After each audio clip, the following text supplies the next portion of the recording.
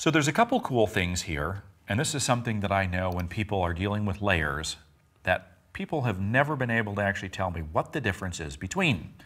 And in the layers panel, we have this thing called opacity and we have this thing called fill.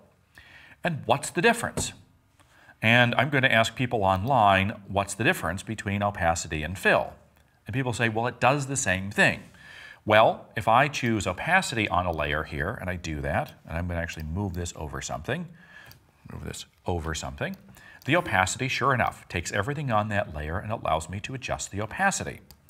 If I use the fill and I do the same thing, they're like, see, it does the exact same thing. It doesn't change anything. Well, here's the class that you will actually find out what the difference is between opacity and fill.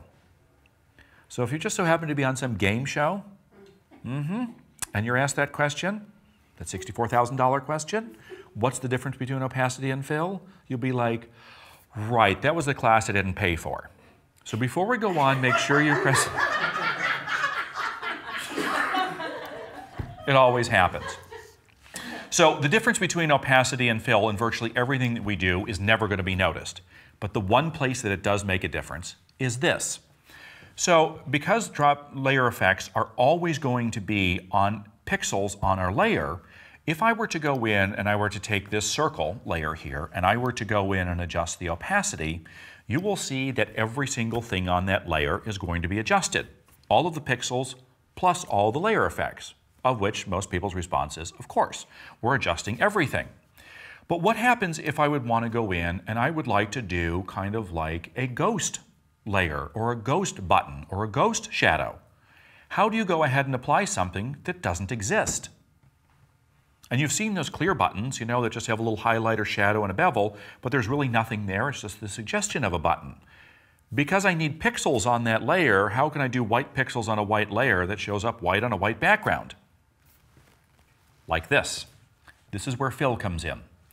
If I adjust a layer that has layer effects on it and I adjust the fill down to nothing, what that does is that actually takes away all of the value of the fill pixels, but still leaves them there for the layer effect itself.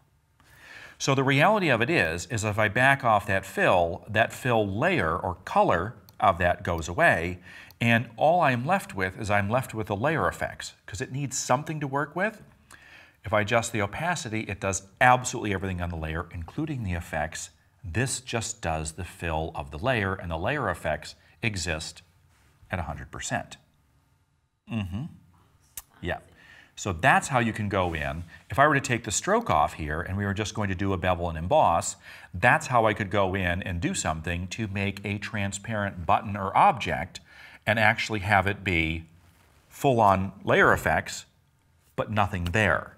And that is going in and doing a fill. Now obviously if I did this white on a different colored background, we'd see it, but white on a white background, fill only adjusts the fill of the pixels, leaving the layer effects at 100%. I know. When I found that out this morning, I was amazed. So that's the difference between opacity and fill. And this is about the only time we're ever going to see the difference. All the other times it looks and acts exactly the same until you put some type of layer effect on there.